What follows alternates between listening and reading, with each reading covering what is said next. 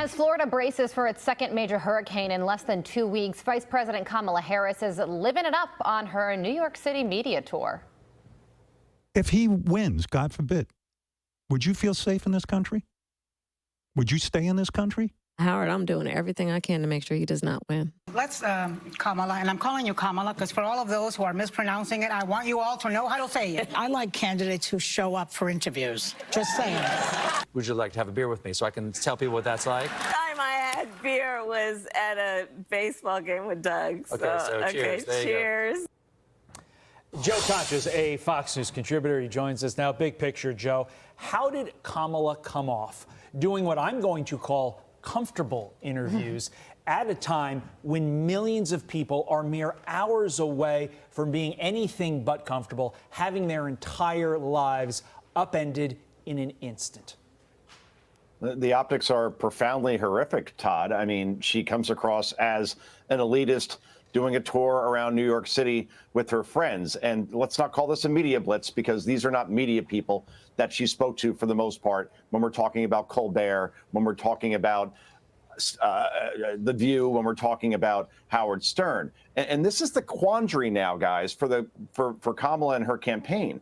If you keep her in the so-called basement, then voters don't get to know her, and the fear of the unknown becomes real. But if you put her out there, even in the friendliest of environments, she can't handle even the easiest of softballs for the most part. And after 2 days of Kamala Harris being the focus for once, and Donald Trump not being the focus for once, for the most part, this so-called media blitz was a net negative, because the only clips that are making the rounds after the fact on social media, to the tunes of millions of views, show once again that Kamala Harris is all bubbles and no bath when it comes to substance. So I think that the plan was, okay, let's put her in friendly environments and people will get to know her. But those environments like Colbert, The View, Howard, those are all people that are going to vote for Kamala Harris anyway. So I don't know what she gains at this point from doing those interviews. Now, 60 Minutes was a different story, however.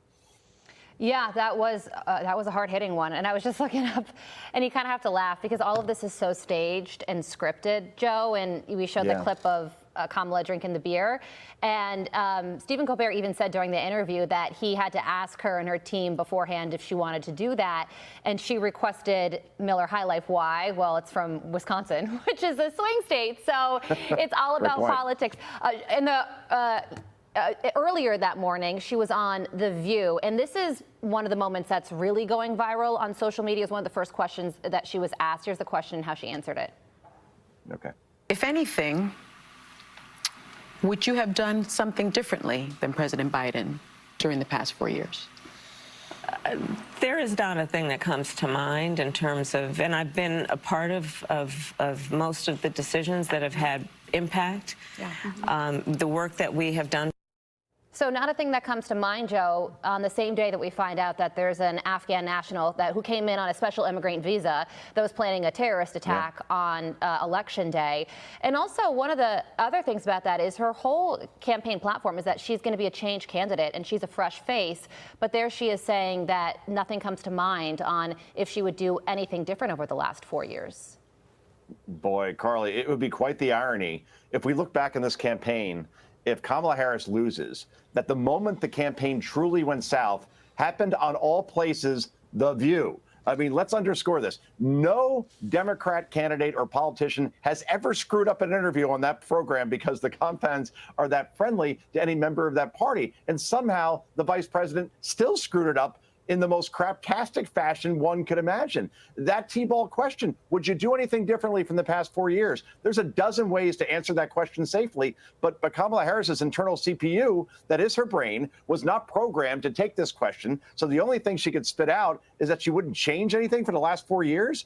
Just 28% of voters in this country say the country is on the right track under Biden-Harris. That's according to Gallup. That ain't good, especially when it comes to inflation, wages, crime, border, foreign policy. And her argument is that everything has gone according to plan. And I would do the same thing all over again if given the opportunity. That's a campaign ad for Trump. And then 30 minutes later, guys, and I'll leave it here, somebody must have gotten her ear because they said, you better revisit that answer. So she repeated the question back that she got 30 minutes beforehand and said that, yeah, the difference between Joe Biden and me is that I would add a Republican to my candidate, which I guess means say hello to Secretary of Defense Liz Cheney and your White House press secretary, Nicole Wallace.